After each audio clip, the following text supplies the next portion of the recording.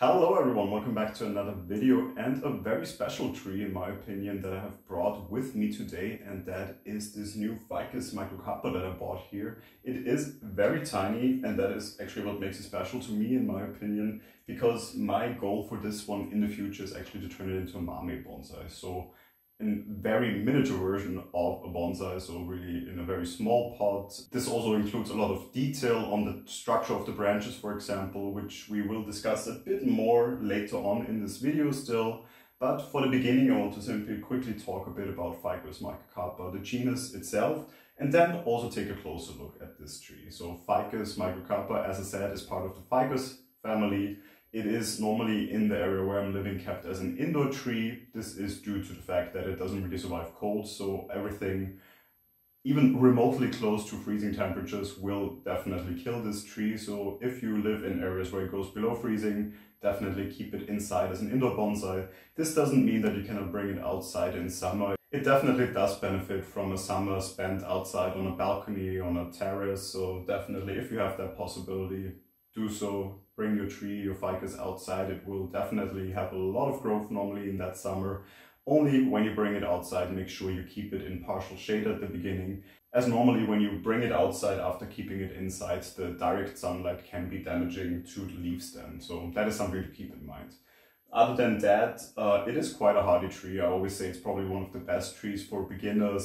So if you're new to this hobby and you just want to get your hands on a first tree, I always recommend Ficus and Ficus Microcarpa in specific for beginners, because they're quite difficult to kill. It's quite easy to work on them. They are very forgiving. They're also fast growers, so there's always something you can work on with these trees. So definitely a tree I can recommend, and I would say without further ado, let's take a closer look at this one specific to just give you an idea on what my plan is for this tree in the future. As I said, I just recently bought it, but I already have certain plans for this over the coming years, I would say. So let's discuss these a bit in more detail.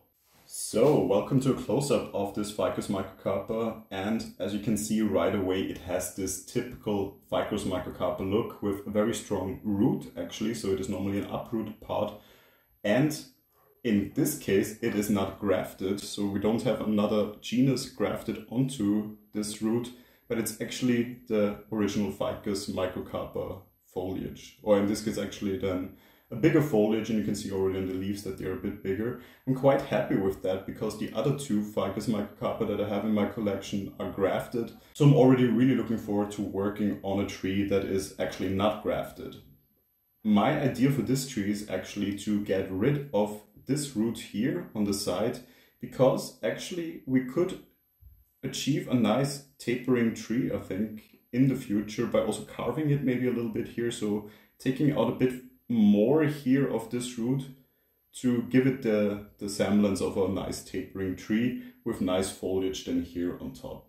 You can already see there is a lot of growing points coming. So basically, as they did it, they cut this main trunk here, and you have a lot of new growth points shooting out then normally on a ficus. So they are very prolific when it comes to back budding, and this one is as well. Here we have already a nice leader developing.